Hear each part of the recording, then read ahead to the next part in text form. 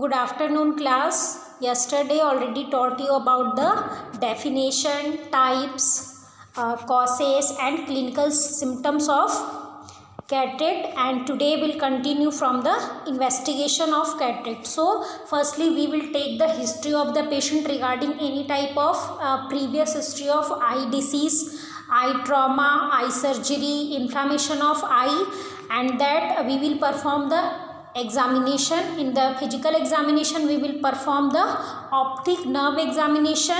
In this we will perform the visual acuity test, color vision test, and beside this we will perform some other investigation like dilated eye examination. In dilated eye examination, doctor use a special magnifying lens to examine the retina and the optic nerve for the sign of damage and any other eye problems which is present inside the eye.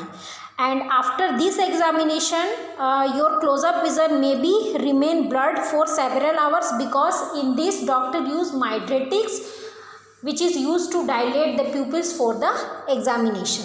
Next one is tonometry, instrument which is used to measure the pressure inside the eye, that is called intraocular pressure. And the numbing drops may be applied to the eye for this test and to determine the intraocular pressure, that is IOP, and rule out the other condition.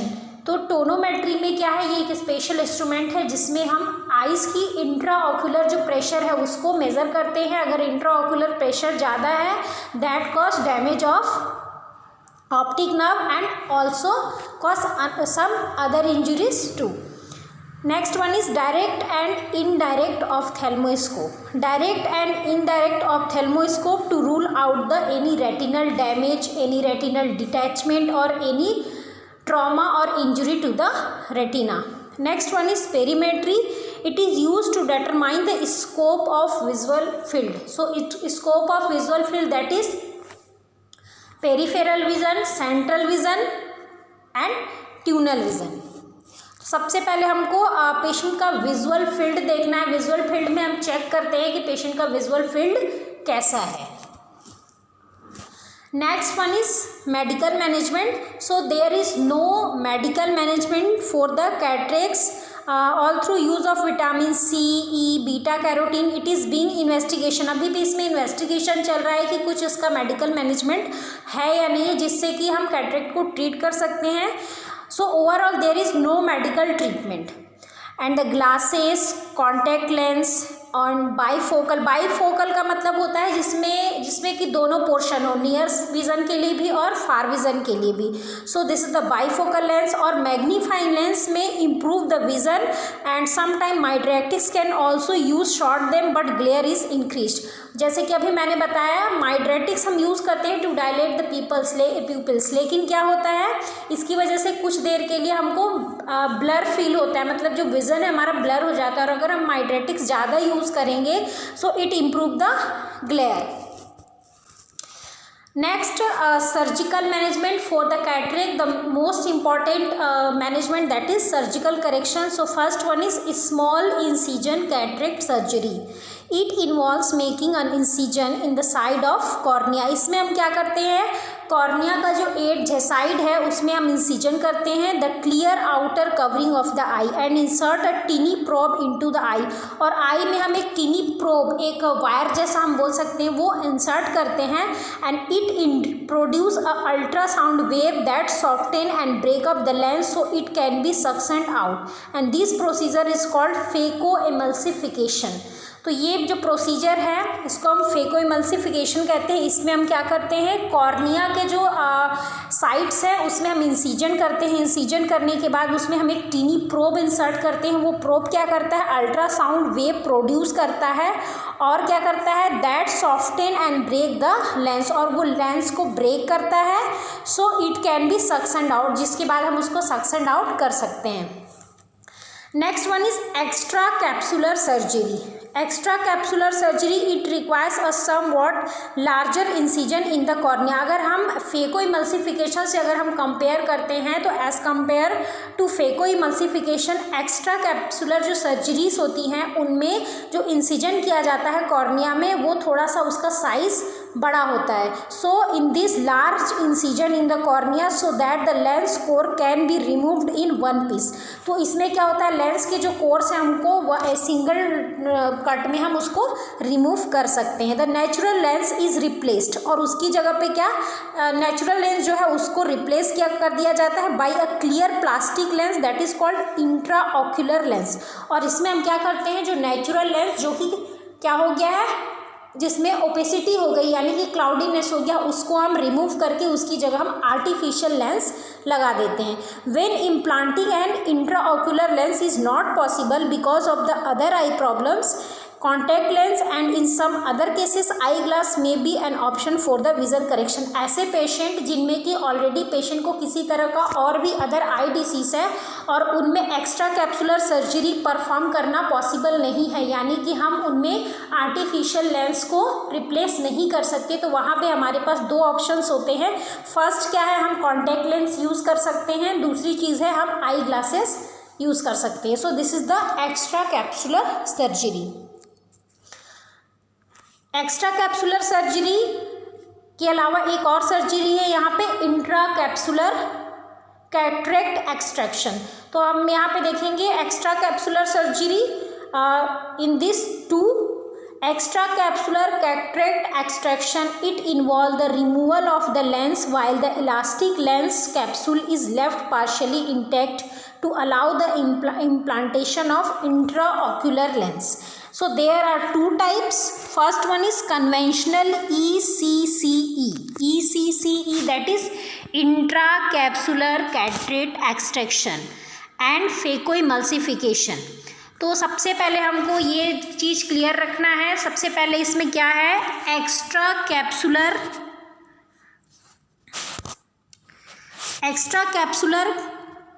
extract involve the removal of the lens while the elastic lens capsule is left partially intact to allow the implantation of an intraocular lens. इसमें क्या है कि extra capsular में क्या होता है कि इसमें हम लेंस को रिमूव करते हैं, लेकिन जो इलास्टिक लेंस कैप्सूल है उसको हम वैसा ही छोड़ देते हैं जिससे कि जो इंट्राऑक्यूलर लेंस का इम्प्लांटेशन करना पॉसिबल हो। अगर नेक्स्ट हम देखते हैं intracapsular cataract extraction, that is ICCE. It involves the removal of the lens and the surrounding lens capsule in one piece. इसमें क्या करते हैं, हम होल लेंस साथ ही साथ लेंस का जो कैप्सूल है उसको भी हम रिमूव कर देते हैं, लेकिन जो एक्स्ट्रा कैप्सुलर कैटरेक्ट एक्सट्रैक्शन है उसमें हम सिर्फ लेंस को रिमूव करते हैं, लेंस के जो कैप्सूल हैं उसको हम रिमूव नहीं करते हैं। लेंस का कैप्सूल का मतलब क्या है, यहाँ पे लेंस के लिए जो वहाँ पे एक स्ट्रक्चर बना हुआ है, जो कैप्सूल जो उसका कवरिंग एरिया है उसको हम छोड़ देते हैं और उसके अंदर का जो लेंस है उसको निकाल देते हैं, जिससे कि हमको सिर्फ लेंस डालना हो। लेकिन इंट्रा कैप्सुलर में क्या होता है, लेंस के साथ साथ लेंस जिसमें फिट होता है, जो कैप्सूल है लेंस का, उसको भी हम इसमें रिमूव कर देते हैं। अब हम लोग देखेंगे एक्स्ट्रा कैप्सुलर कैटरेक्ट एक्सट्रैक्शन में कितने टाइप्स होते हैं। तो इसमें दो टाइप होते हैं। So first one is conventional ECCE and second one is phaco emulsification. तो फेको इमल्सिफिकेशन ऑलरेडी मैं आपको बता चुकी हूँ, यहाँ पे फिर से हम लोग एक बार इस चीज़ को देखेंगे। सो first one is conventional extra capsular cataract extraction. It involves the manual expression of lens through an incision made in the cornea or the sclera, and it requires a large incision and the use of stitches, and it is indicated for the patient with very hard cataract or lower count of corneal endothelial cells. तो सबसे पहली चीज़ क्या है, conventional extra capsular cataract extraction. इसमें हम क्या करते हैं, लेंस रिप्लेस करने के लिए, कैप्सूल तो ऑलरेडी वहाँ पे है ही, लेंस को रिप्लेस करने के लिए हम क्या करते हैं, कॉर्निया या स्क्लेरा में एक इंसिजन करते हैं और वो इंसिजन लार्ज होता है as compare to phacoemulsification. Then उसके बाद हम जैसे ही लेंस को वहाँ पे रिप्लेस कर देते हैं, हम वहाँ पे स्टिचेस का यूज़ करते हैं। और ये सिर्फ उन पेशेंट में किया जाता है जिनमें कैटरेक्ट बहुत ही हार्ड होता है, मतलब लेंस जो है वो बहुत ही हार्ड हो जाता है। Next one is phaco emulsification. It involves a machine with an ultrasonic handpiece with an titanium or steel needle with vibrate at ultrasonic frequency under the condition।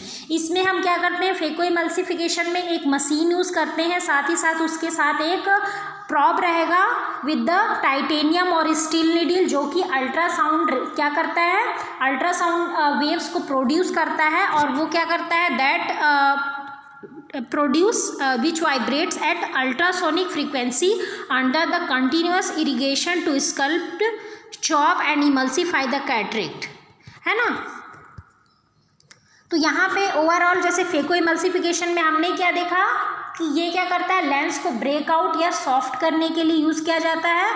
और कन्वेंशनल में हम क्या करते हैं, लार्ज इंसीजन करते हैं कॉर्निया या स्कैलरा में, एंड देन हम लेंस को रिप्लेस करने के बाद स्टिचेस कर देते हैं।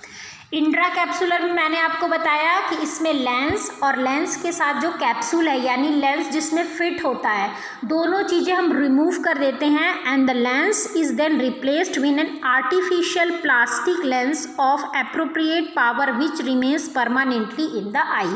और फिर हम आर्टिफिशियल प्लास्टिक लेंस जितने भी पावर का पेशेंट को चाहिए अकॉर्डिंग टू उसका जो विज़न प्रॉब्लम है उसके अकॉर्डिंग हम क्या करते हैं, जो आर्टिफिशियल लेंस है उसको रिप्लेस कर देते हैं, विच रिमेन्स परमानेंटली आई, जो कि आइस में हमेशा के लिए वो प्लेस कर दिया जाता है। तो यहाँ पे आप देख सकते हैं इंट्रा कैप्सुलर कैटरेक्ट एक्सट्रैक्शन का ये डायग्राम है। नेक्स्ट है extra capsular cataract extraction. Next one is phaco emulsification. यहाँ पे जो आप ये चीज़ देख रहे हैं, दिस इज द प्रोब। ये क्या है, एक प्रोब है जो कि अल्ट्रासाउंड वेव्स जो है वो जनरेट करता है।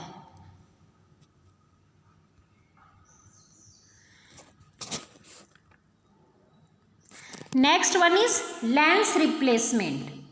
Lens replacement after the removal of crystalline lens there are 3 lens replacement option.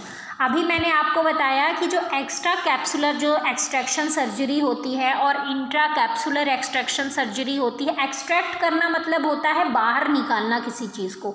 तो हम यहाँ पे क्या कर रहे हैं, नेचुरल लेंस को बाहर निकाल रहे हैं और उसकी जगह हम आर्टिफिशियल लेंस को रिप्लेस कर रहे हैं। तो हमारे पास 3 लेंस रिप्लेसमेंट के ऑप्शंस हैं। So first one is aphakic eye glasses. In this object are magnified by the 25%। इसमें क्या होगा, जो ऑब्जेक्ट है वो हमको 25% मैग्नीफाई होकर दिखाई देगा।